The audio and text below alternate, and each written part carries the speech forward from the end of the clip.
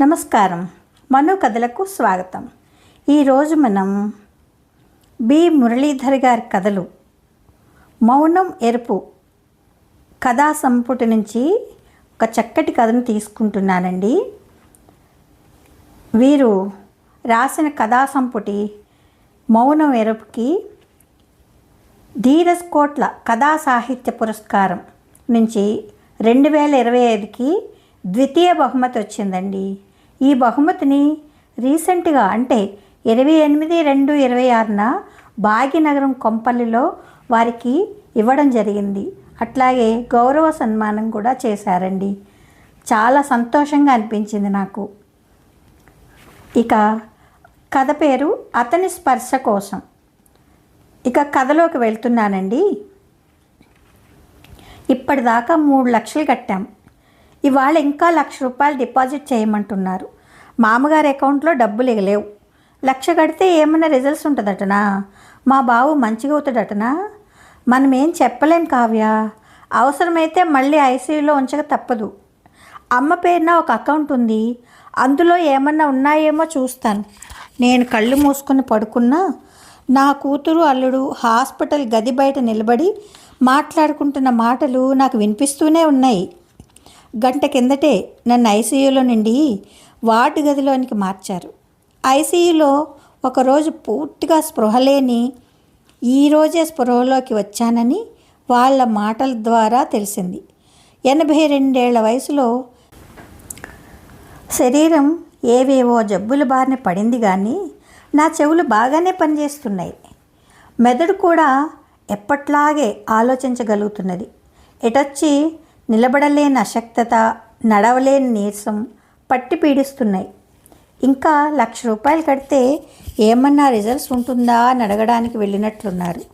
1,00,000 రూపాయలు కడితే ఇంకొన్నాళ్ళు బతకొచ్చనే ఆశ, బతికి ఇంకా ఏం సాధించాల్సి ఉందన్న నిరాశ ఏకకాలంలో కలగడంతో అయోమయంగా ఉంది. గది బయట నుండి ఏవో గుసగుసల్లాంటి మాటలు వినబడుతున్నాయి. మొన్ననే పోతాడన్నారుగా, ముసలాయన ఆయుష్ గట్టిదే సుమా. అయినా బతికన్నాళ్ళులే, నేడో రేపో అంతే. ఒక్కసారి ఐసీయూలో పెట్టి తెచ్చారంటే ఇక అంత గ్యారంటీ ఏముంటుందిలే. మొన్ననే మా మేనమామ మా ఆవిడని పరామర్శించడానికి వచ్చినట్లున్నారు. ఆవిడ నర్సు వద్దకు పోయినట్లుంది. అందుకు గది బయటే నిలబడి మాట్లాడుకుంటున్నారు. నాకు స్పష్టంగా వినబడుతున్నాయి. ఐసీయూలో నుండి వచ్చిన పేషెంటు ఏమీ వినే స్థితిలో ఉండడు అని వారి నిశ్చితాభిప్రాయం కావచ్చు. ఒకవేళ వినబడితే బాధపడతారేమో అన్న కనీస ఇంగిత జ్ఞానం కూడా వీళ్ళకి లేనట్లుంది. కొందరు పరామర్శకు వచ్చిన మరీ ఘోరంగా పేషెంట్ ఎదురుగానే ఇదే వ్యాధితో మొన్న వాళ్ళ మేనత్త ఎలా చనిపోయిందో, ఐసీయూలోంచిన పక్కింటి బాబాయ్ ఎలా తన్నుకుపోయాడో అభినయించి మరీ చెప్తారు. నిజానికి చావు కన్నా చావు భయమే భయంకరమైనది. మా ఆవిడను ఓదారుస్తున్నట్లున్నారు. మా ఆవిడ కళ్ళు తెరుచుకుంటోంది. వచ్చిన వాళ్ళను ఓదార్చడము, ఈవిడ కళ్ళు తుడుచుకోవడం గత కొన్ని రోజుల నుండి ఓ తంతులా మారింది. మొన్న ఐసీయూలోకి వెళ్ళామని చెప్పాను. నువ్వు కన్నీళ్లు పెట్టుకుంటూ ఉంటే చూడలేక నాకు కన్నీళ్ళు వచ్చి బీపీ పెరిగి రోగం ముదిరిపోతుంది సుమా అని. చిరకాల కాపురంలో ఎన్నడూ ఈ కలకంటి కన్నీరొలక అలా ఒలకకుండా చూసుకున్నా కానీ ఈ అవసాన దశలో ఆవిడ కంటనీరు చూడక తప్పడం లేదు. మా ఆవిడ అకౌంట్లో అప్పుడెప్పుడో జమ చేసిన 3-4 లక్షలు ఉండాలి. అవి వాడుకోమని మా అమ్మాయికి చెప్తాను. వాటితో మరో 1 నెల రోజులన్నా మా ఆవిడ మొహం చూస్తూ ఆవిడ చేతి స్పర్శను అనుభవిస్తూ బతికేస్తాను. ఈ అర్ధరాత్రో నిద్రలోనే నాకు మృత్యుభయం తెలవకుండా, బాధ లేకుండా అనాయాస మరణం రావాలని నా చిరకాల కోరిక. అనాయాస మరణం వినా దైన్యేన జీవనం దేహంతే తవ సాయుధ్యం అని నా ఇష్టదైవాన్ని చాలా కాలంగా కోరుకుంటూనే ఉన్నాను.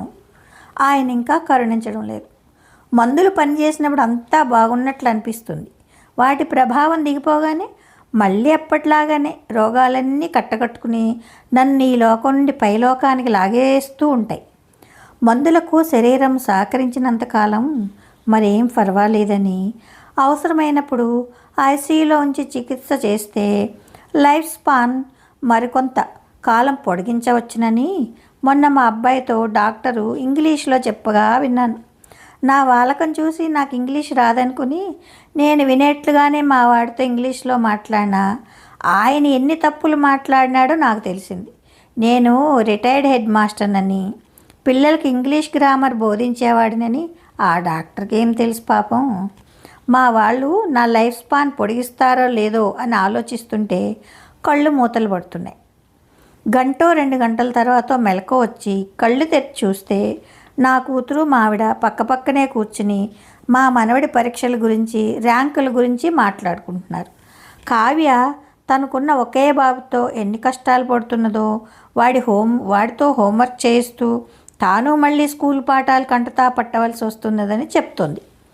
ఉన్న ఒక్కడి అల్లరి భరించలేకపోతున్నామని, అందుకే 2వ సంతానం గురించి అస్సలు ఆలోచించలేకపోతున్నామని అమ్మాయి ఎప్పుడు చెప్తూ ఉంటుంది. వాళ్ళమ్మేమో 2వ సంతానాన్ని కనమని అన్యాపదేశంగా వాడికో చెల్లాయి తోడుంటే బాగుండేదని ముచ్చట పడ్డప్పుడల్లా మా అమ్మాయి అలా చెప్తూ ఉంటుంది. 2 పిల్లలతో అంటే మా అబ్బాయి అమ్మాయిలలో తాను ఎలా సర్దుకుపోయేదో, వాళ్ళని నన్ను సమయానికి స్కూల్కి పంపడానికి ఎలా అపసోపాలు పడేదో వివరిస్తోంది మావిడ. నేనొకసారి కళ్ళు తెరిచి చూసి దగ్గినట్లుగా శబ్దం చేశాను. మా ఆవిడ పరుగున వచ్చి నా అరచేతిని తన చేతిలోనికి తీసుకొని నిమ్మరసాగింది. ఆవిడ స్పర్శ వలన నేనెంత స్వాంతన పొందుతానో నాకు మాత్రమే తెలుసు. ప్రవాహంలో కొట్టుకుపోతున్న వాడి చేతికి ఒక చెట్టు కొమ్మ దొరికినంత స్వాంతన. నిద్రపోని పాపాయిని జోకొడుతూ నిద్రపుచ్చే అమ్మ స్పర్శ ఆమెది. నీళ్ళుగిన దాగుతవ బంతులు, మోసంబి రసం కూడా తయారు ఉన్నది. కొంచెం దాగు, పేనం అల్కగైతుంది. కూసుంటావా? మంచం ఎత్తుకు లేపుతా, ఆగు. ఆమె మాటల్లో ఎంత భరోసా, ఎంత ఆప్యాయత. అవునని తలూపాను. మీట నొక్కగానే మంచం ఎత్తుగా లేచి నన్ను కూర్చోబెట్టింది. ఒక గ్లాస్తో మోసంబి రసం నా నోటికి అందించి మెల్లగా తాగమని చెప్తోంది. ఆ జ్యూస్ ప్రభావమో, అది తాగించిన చేతి ప్రభావమో కానీ ఐసీయూలో ఉన్నప్పుడు ఉన్న మత్తు కొంచెం కొంచెం విడివడసాగింది. మా అమ్మాయిని నా దగ్గరగా రమ్మని సైగ చేశాను. కానీ ఆమె ఫోన్తో బిజీగా ఉంది. కావ్య, బాపు రమ్మంటున్నాడు, ఇట్లరా. ఆ బెడ్ మేంచి లేచి వచ్చి నా బెడ్ పక్కన నిల్చుంది. ఏంది బాబు, ఇప్పుడు ఎట్లున్నది? కొంచెం అల్కగా అనిపిస్తున్నదా? నిన్న కనిపించలేదు బిడ్డ. నా మాట కొంచెం ముద్దగా వస్తున్నది. నిన్నంతా ఏడ్నే ఉన్నా బాబు. నువ్వు ఐసీయూలో ఉన్నావు కదా, నీకు ఖాళీ లేదు నిన్నంతా. అవును గదు అంటూ ఆమె వైపు చేతులు సాచాను. నా సాచిన చేతులు అలానే ఉన్నాయి కానీ నా బిడ్డ నా చేతులను తాకలేదు. నన్ను ముట్టుకోవడానికి కొంత అనుమాన పడుతున్నట్లుంది. దానికి మొదటి నుంచి శుచి శుభ్రత కొంచెం ఎక్కువే. నిజానికి నాకు వచ్చిన రోగాలేవి అంటురోగాలు కావు. అయినా కావ్య నన్ను ముట్టుకోవడానికి సందేహిస్తోంది. నేను తిరిగి మెల్లగా కళ్ళు మూసుకుని నా చేతులను వెనక్కు తీసుకున్నాను. కావ్య అమ్మతో ఏదో చెప్తోంది, లీలగా వినిపిస్తోంది. అమ్మ, రోజు నేను ఇంటికి పోగానే మా ఆయన నన్ను శానిటైజర్తో చేతులు శుభ్రం చేసుకుని స్నానం చేసి రమ్మంటాడు. హాస్పిటల్కి వేసుకొచ్చిన బట్టలు వాషింగ్ మెషిన్లో వేసి స్నానం చేస్తే తప్ప కిచెన్లోకి పోవద్దంటాడు. అప్పటిదాకా పిల్లాన్ని కూడా నా దగ్గరికి రానివ్వడు. ఇప్పుడు కరోనా కూడా లేదు కదా అన్న అస్సలు వినిపించుకోడు. ఆ మాత్రం జాగ్రత్తలు నాకు తెలవ్వా? ఆయనకి చాదస్తం ఎక్కువ. ఏం చేయమంటావు? తల్లితో తన బాధ చెప్పుకుంటున్నది. మరి ఏం చేస్తామే కావ్య, నువ్వు వస్తే బావు ముఖంలా కళ వస్తుంది. నిన్ను చూసినంతసేపు, నీతో మాట్లాడినంతసేపు రోగాలు మర్చిపోతానని నాతో అన్నాడు. గందుకే కదా రోజు నిన్ను కొంచెం సేపు వచ్చి మా పొమ్మంటున్నా. ఇప్పుడైనా మనం బావు దగ్గర ఉండకపోతే ఎట్లా? నా భార్య ఇప్పుడన్నా అన్నప్పుడే ఆమె తాత్వికత నాకు మరింత బోధపడింది. ఇవి నాకు చివరి రోజులని ఆమెకు చాలా రోజుల ముందు నుంచే తెలుసు. అయినా అనుక్షణం నేను బతికి బట్టకడతానన్న ఆశ నాలో కలిగించడానికి రకరకాల ఉపశమనాలతో ఆమె ప్రయత్నిస్తోంది. అన్నిటికంటే ఆమె మాటనే పెద్ద ఉపశమనం నాకు. ఈ బిడ్డ పుట్టినప్పుడు మా ఇద్దరి సంబరం అంతా ఇంత కాదు. ఇద్దరికీ ఆడపిల్లలంటే ఇష్టమే. మా ఆవిడకైతే పక్కింట్లో ఉన్న ఆడపిల్లల్ని పిలిచి మరీ జడలల్లి, పూలు పెట్టి, ముస్తాబు చేసి సంతోషపడేది. తొలి కాన్పులో పిల్లాడు పుట్టినాక రెండవ కాన్పులో అమ్మాయి పుట్టాలని చాలా బలంగా కోరుకుంటే అమ్మాయి పుట్టింది. నట్టింట్లో ఆడపిల్ల చిరుగజ్జలు కట్టుకొని గల్లు గల్లుమని తప్పటడుగులు వేస్తూ ఉంటే అది చూసి మురిసిపోతూ కాలాన్ని మర్చిపోయేవాళ్ళం. దాని ముద్దు ముట్పాలతోటే మునిగి ఉన్న మాకు అది ఎప్పుడు పెద్ద పిల్లలాగా ఎదిగిపోయిందో తెలవనే లేదు. పెళ్ళైపోయి ఒక బాబుకు తల్లి అయినా అది ఇంకా మాకు కాళ్ళకు చిరుగజ్జలతో గల్లు గల్లుమని తిరిగే పాపాయిలానే కనిపిస్తుంది. ఒకనాడు భయంకరమైన ముసురువాన. అదప్పుడు 10 ఏండ్ల పిల్ల. బావు, మొన్న ఎట్లనే వర్షం పడినప్పుడు మా క్లాస్మేట్ శాంతి వేడివేడి మిరపకాయ బజ్జీలు తిన్నదట. వర్షం పడేటప్పుడు తింటే భలే రుచిగా ఉన్నాయంట. నాకు ఇప్పుడు బజ్జీలు తెచ్చిపెట్టవా బాపు అని అడిగింది. మా ఆవిడ వారిస్తున్నా వినకుండా ఆ ముసురులో గొడిగేసుకుని పోయినా. పూర్తిగా తడిసిపోయి బజ్జీలు తడవకుండా వేడివేడిగా తెచ్చిపెడితే ఎంత సంతోషపడిందో పిచ్చి పిల్ల. మొన్నటికి మొన్న తన పెళ్లి బట్టలు కొనేటప్పుడు కొందామనుకున్న పట్టుచీర కన్నా 4 ఇంతలు ఖరీదైన పట్టుచీరనే కావాలని పట్టుబట్టింది. తనకు బాగా నచ్చిందట. మన తాహతు కాదు బిడ్డ అని తల్లి సముదాయించినా వినప్పుడు పర్వాలేదు, దాని సంతోషం కన్నానా అని కొనేశాను. ఇప్పటికీ ఫ్రెండ్స్ దగ్గర ఆ చీర చూపించి సంబరపడుతూనే ఉంది. దాని సంబరమే మా సంతోషం. పెళ్ళై అత్తవారింటికి వెళ్తున్నప్పుడు ఎంత వెక్కి వెక్కి ఏడ్చిందో. అమ్మా నాన్న తప్ప మరో లోకం తెలియని నా బిడ్డ మెల్లమెల్లగా ఆ ఇంటిదైపోయింది. అది సహజమే. నా భార్య కూడా ఒకప్పుడు అలా వచ్చిందే కదా. అయితే నా బిడ్డ స్పర్శ నాకు అమ్మలాంటి స్వాంతననిస్తుందని నేను జబ్బు పడ్డాక తెలిసింది. అయితే ఇప్పుడది పరాధీన. భర్తతో కలిసి నడవాల్సి ఉంటుంది. అస్తమానం నా దగ్గర ఉండాలంటే కుదరని పని. కానీ అవసాన దశలో ఉన్న నాకు భార్య, బిడ్డ, కొడుకుల ఉపశమన మాటలు కొంత ఊరటనిస్తాయి కదా. ఉద్యోగరీత్యా దూరంగా ఉంటున్న నా కొడుకు మొన్న వచ్చి చూసి 4 గంటలు ఉండి రేపు లీవ్ దొరకలేదని వెంటనే వెళ్ళిపోయాడు. వాడు నా బెడ్ పక్కన కూర్చుని ఎలా ఉంది నాన్న అని అడిగినప్పుడు ఆత్రంగా వాడి చేయి పట్టుకున్నాను. వాడు ఆ మాట ఈ మాట చెప్తూ తన చేతిని నా చేతి నుండి ఎప్పుడు విడిపించుకున్నాడో తెలియదు. వాడి స్పర్శ తగిలిన కొంచెం సేపు చిన్నప్పుడు నా గుండెల మీద నిద్రపోయిన వాడి వేడి ఊపిరి, చల్లని స్పర్శ అనుభవంలోకి వచ్చాయి.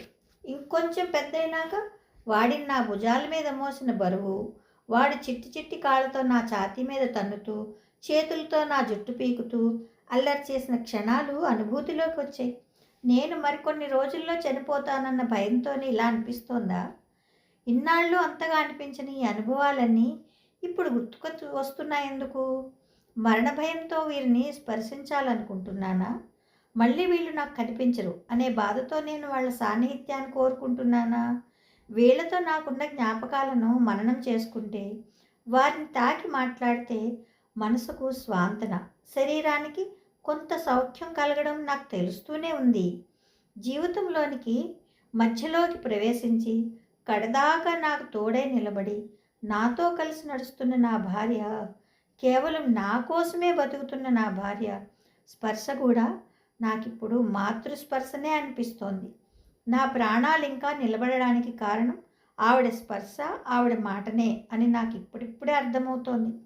కొన్ని వాస్తవాలు అర్థం చేసుకోవడానికి, వాటి విలువను తెలుసుకోవడానికి ఒక జీవితకాలం పట్టవచ్చు.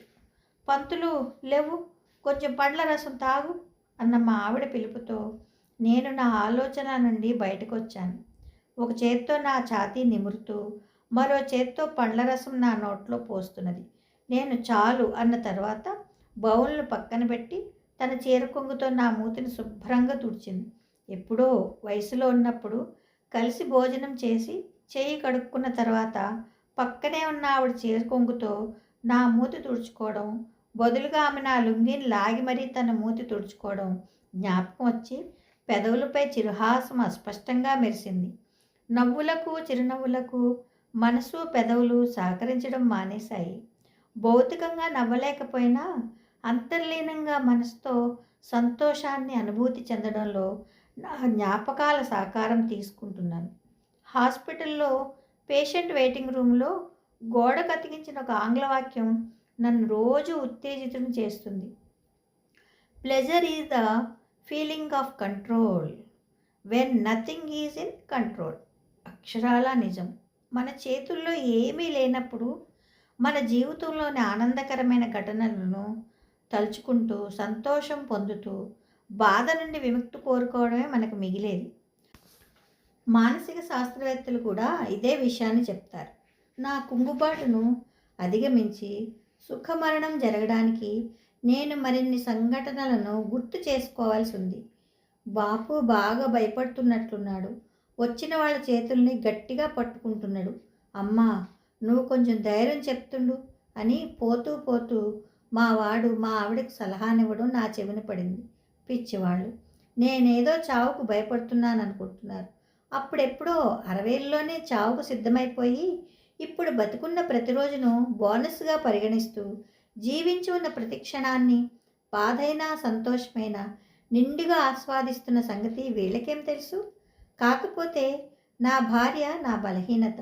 ఆమె లేని ఈ లోకం శూన్యమనిపిస్తుంది అనే కంటే ఆమెతో పాటే నేను పోయినట్లే అనుకుంటాను. అందుకని ఆమె ముందు నేను ప్రశాంతంగా పోవాలని ఆయన్ని కోరుకుంటున్నాను. పోయిన సంవత్సరం నా బాల్యమిత్రుడు రాజేశం ఇదే హాస్పిటల్లో అడ్మిట్ అయి ఉన్నప్పుడు నేను ఆయన్ని పరామర్శించడానికి వెళ్ళాను. మా వాడు నన్ను చూసి ఉద్వేగపడిపోయి, ఒరేయ్, ఎట్లాగూ చావు తప్పదని తెలుసు, కానీ ఇంత అనామకంగా ఎవరో బంధుమిత్రులు హాస్పిటల్లో అడ్మిట్ చేస్తే ఇంకెవరో వచ్చి పైపైన పరామర్శించిపోతే ఎలా ఉంటుంది? మన వేలు పట్టుకొని నడిచిన మన పిల్లలు ఆ వేలును వదిలేసి మనకందనంత దూరం వెళ్ళిపోయినప్పుడు వాళ్ళని చూద్దామన్న చివరి కోరిక తీరకపోతే మనకెంత బాధగా ఉంటుంది. ప్రతి క్షణం వాళ్ళ క్షేమం కోరి మన చిన్న చిన్న కోరికలను కూడా చంపుకొని వాళ్ళ పెద్ద కోరికలను తీరిస్తే చివరకు మనకి మిగిలేది ఇదా? పోయిన సంవత్సరం వాళ్ళమ్మ పోయినప్పుడు ఒకడికి లీవ్ దొరకలేదని, మరొకడికి వీసా మళ్ళీ దొరకదని ఇద్దరూ రాలేదు. అప్పుడు నేనున్నాను కాబట్టి సరిపోయింది. ఇప్పుడు నా గతి అదే అవుతుందనిపిస్తోంది అంటూ కన్నీళ్లు పెట్టుకొని వాపోయాడు. రాజేశం అన్న దాంట్లో కొంత నిజమున్నా అది అందరికీ వర్తించదు. కొందరు తమ తల్లిదండ్రులను ఎంతో ప్రేమగా అపురూపంగా చూసుకునే వాళ్ళు ఉన్నారు. ఇక రావడం పోవడం కూడా కొన్నిసార్లు వాళ్ళ చేతుల్లో ఉండదు. బయట దేశాల వాళ్ళు సరే, ఇక్కడే పక్కపక్కనే ఉన్నా ఒకటే ఇంట్లో నివసిస్తున్నా ఎందరు మంది తమ తల్లిదండ్రుల్ని ప్రేమగా చూసుకుంటున్నారు. ఎందరు వృద్ధాశ్రమాల పాలు కాలేదు. ఈ పరిస్థితులలో రాజేశం భార్య లేకపోవడం వల్ల అతనికి అసంతృప్తి ఎక్కువై ఆక్రోశానికి ఆవేదనకు గురై నేను కలిసిన 3వ రోజే మళ్ళీ గుండెపోటు వచ్చి చనిపోయాడు. సన్నగా మా ఆవిడ గొంతు వినిపిస్తే తెలిసింది మళ్ళీ ఎవరో బంధువులు పరామర్శకు వచ్చినారని.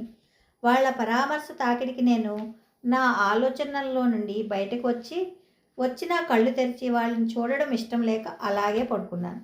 డాక్టర్ల సలహా మేరకు వాళ్ళను కొద్ది దూరం నుండే చూసి మా ఆవిడకి ధైర్యవచనాలు చెప్పి నిష్క్రమించారు. ఇవాళ మా అబ్బాయి మళ్ళీ వచ్చాడు. వాడితో పాటు వాడి ఫ్రెండ్ ఎవడో వచ్చాడు. వాడు పోతూ పోతూ నా గది తలుపు దగ్గరే మా వాడికి ఉచిత సలహాలు ఇస్తున్నాడు. చివరిన కొంచెం తగ్గు స్వరంతో, ఈ వయసు మళ్ళిన ముసలి వాళ్లకు జబ్బులతో పాటు చాదస్తం కూడా పట్టుకుంటుందిరా.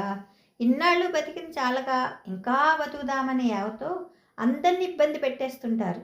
ఇటీవల మా మామగారు కూడా ఇట్లాగే అంటూ ఉదాహరణ సహితంగా కేసు ఉదహరించి మా వాడికి హితబోధ చేసిపోయాడు. ఒరే వెధవా, అది చాదస్తం కాదురా, గొప్ప ప్రేమ అని గట్టిగా అరవాలనిపించింది. 30 ఏళ్ళు అల్లారు ముద్దుగా పెంచిన సంతానాన్ని అవసాన దశలోనైనా చూడాలనిపించడం చాదస్తమా? ఒక కుక్క పిల్లను 1 సంవత్సరం పెంచుకుంటేనే అది కనపడకపోతే ఎంతో ఆందోళన చెందే తరం మాది. అలాంటిది కనిపెంచిన సంతానాన్ని కన్నులారా చూసి చేతులారా స్పర్శించి స్వాంతన పొంది ప్రశాంతంగా కన్నుమూయాలనుకోవడం చాదస్తం కాదురా. ముసలితనాన్ని అసహించుకునే మీకు ముసలైన తర్వాతనే నిజం బోధపడడం దురదృష్టం. మా ఆవిడ, పంతులు, ఇంకొంచెం పండరసం తాగుతావా అని పలకరించింది. అవునని తలూపాను. మా ఆవిడ స్పర్శ మాట నన్ను మరి కొంతకాలం బతికించేటట్లే ఉన్నాయి. కానీ పరమ ఉత్కృష్టమైన ఆయన స్పర్శ కోసం నేనింకా ఎన్నాళ్ళు ఎదురు చూడాలో. ప్రభూ, కరుణించు, నిన్ను స్మరిస్తున్నాను. నన్ను స్పర్శించు, నన్ను స్పర్శించు ప్రభూ. కథ సమాప్తం. బాగుందండి. ఈ కథ మీకు నచ్చితే లైక్ చేయండి, షేర్ చేయండి, కామెంట్ చేయండి, సబ్స్క్రైబ్ చేసుకొని నన్ను ఎంకరేజ్ చేయండి. ఉంటానండి. ప్రేమతో మీ మను.